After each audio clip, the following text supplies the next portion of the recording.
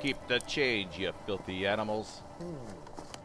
Today we're going to be shooting 1 yen Japanese coins out of a shotgun. And we want to thank Matt V 2099 for sending these coins to us. Typically coins are terrible projectiles because they're flat and they flutter all over the place, so chances are most of them are going to miss what you're aiming at. The other problem is most coins don't even fit a 12 gauge shotgun. In fact, the only US coin that fits is a dime. So the first challenge is just getting the yen coins to fit a 12 gauge without removing any material. By using a socket, a steel ball from a ball bearing, and a drill press, we'll actually shrink the yen coin down to about the size of a dime, but we'll also change the shape. So we're killing two birds with one stone here. As you can see, we're just using the drill press as a makeshift arbor press to do this operation. And what we end up with is this dome or hemispheric shape that's kind of reminiscent of a British World War I army helmet. And just like coins or Dixie cups or whatever, these can be stacked. We used 8 of them just because we had a limited number of them, and we were able to load 6 shells. Another challenge is just the weight of these. These are made out of aluminum, and they weigh about as much as a .22 caliber air rifle pellet. A penny, which is mostly zinc, weighs about 2.5 grams. But let's talk a little bit about this new shape. This is no accident that we made him this shape. This shape is called the blunt body concept. In the early 1950s, scientists were tasked to come up with a design to allow ballistic missiles, the warhead, to re-enter the atmosphere without burning up. The blunt body concept had high drag, but it also had a unique feature where the bow shock, or bow shock, I'm not sure which it is, was so far forward it acted as a thermal insulator. In other words, most of the heat generated during re-entry would just go completely around the re-entry vehicle. By contrast, the supersonic shockwave on a pointed warhead actually follows the contours of the warhead much more and offers very little thermal protection, especially at the tip. Now, of course, we're not concerned with our yen coins burning up on re-entry, but the shockwave and the low pressure area behind the projectile will definitely play a very important role in how our yen coins fly through the air. Another important aspect of this shape is when dropped into a fluid, they are self-stabilizing. Though the very light coin does oscillate back and forth, it does drop down straight and it remains nose first for the most part. What we don't know, and what complicates matters even more, is that we're going to have a column of 8 of these coins all flying together, all sharing the same shockwave and riding in that supersonic wake. So whether you're an aerospace nerd like me, or you're just interested in external ballistics or stuff like that, I think you'll find this absolutely fascinating, because I sure did. Alright, Taofleder folks, here we are back again, Danny and Jeff, on a hot, overcast East California afternoon. Oh. Looking at 102 today. At 10 yards against a silhouette target, we're going to see if we can punch some holes downrange. It'll be interesting to see how they pattern, if they'll scatter, because we've shot coins before and they tend to scatter all over the place. These, you know, if they actually have good aerodynamics at supersonic speeds and subsonic speeds, they may be a good shape for some kind of defense round using discs instead of buckshot or something like that. That's the whole concept here. So any manufacturers out there want to use this idea, you just have to call them a Taofledermaus shape or whatever, though. The Taofleder yen. Yeah. All right, let's see what these will do. Out of my little Tony shotgun. There we go. Blunt body concept, take 1. I'm ready when you are.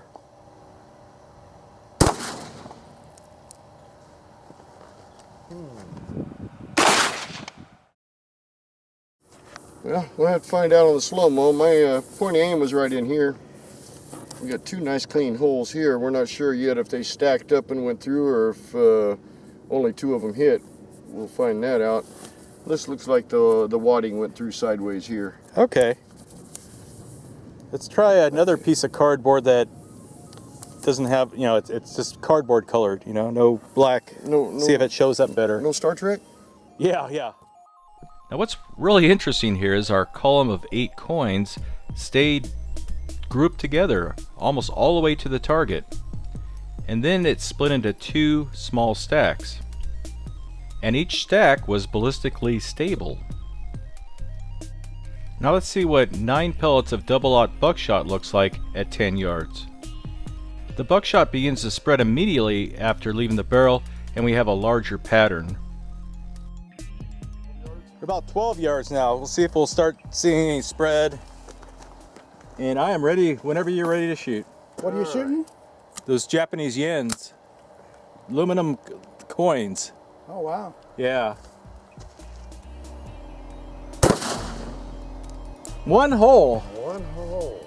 Now at 12 yards, we were expecting to see these things start to spread out. Now it isn't possible the velocity of this shot was a little higher, but we can see the very back one kind of dancing around and riding in the supersonic wake. Shot 3. See if we get any separation. Might have to set it out even further. I don't know. Okay, I'm ready when you are. All right. Kind of accurate. Yeah, they're right there. Nice clean holes. Very close to each other too. That's not bad for 12 yards. Thick cardboard. Now I do know that Danny was aiming at the other hole on this shot. Got very close to it. Now as we can see, the entire column of 8 coins is flying together. They're not fused together in any way other than riding in that supersonic shockwave. There's kind of a vacuum and they're kind of drafting each other. That's probably the best way to explain that.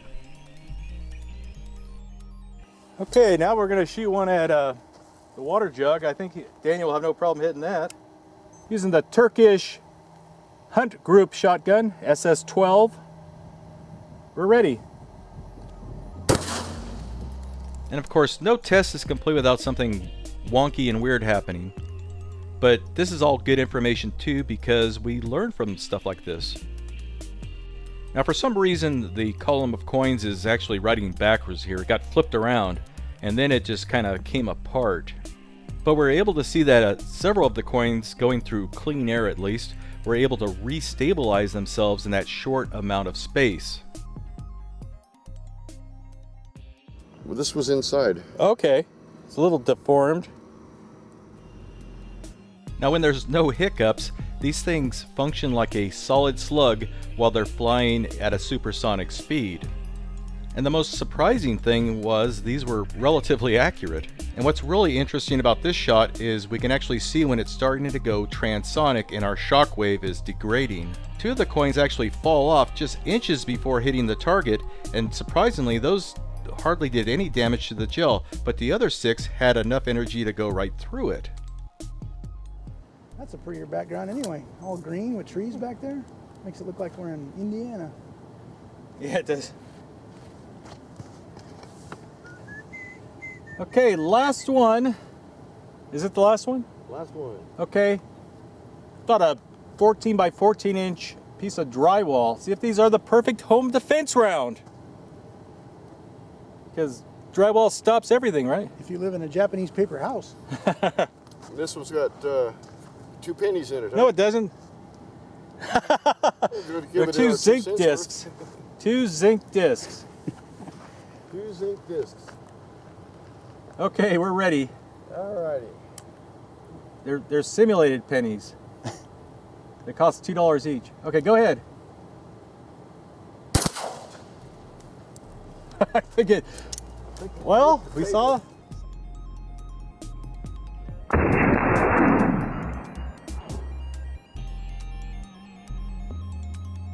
Okay, I'll admit it, there's 2 pennies in this, along with 6 of the aluminum yen coins. Now this shot was taken at 20 yards. This gives the column of coins plenty of time to become subsonic, and at that point, there's nothing to hold the coins together anymore. Now you can see that the heavier penny is a lot more stable than the light aluminum coins, which are oscillating around just like when they were falling through our column of water. One of the yen coins had enough energy to blow through the end of the table. The penny had no problem going through the drywall, but the yen coin that hit the drywall just put a big dent in it. Now oddly, there's a lot of people that believe that drywall can actually stop bullets if you miss a bad guy, for example. Or they believe that it's possible that there's some kind of magic bullet out there that can take out a bad guy, but also to come to a complete stop in drywall. I don't know. But this is a rare instance where the drywall actually stopped a projectile that we shot at it. But what it really shows you is how little energy that aluminum disc had when it did impact. And really, if that had hit you, it probably just would have left a bruise. Now, it's very possible that we just invented a new type of ammunition here. And instead of using aluminum disc, we could be using copper or brass, something with a little more density. I think lead would be a little too soft, but I could be wrong there.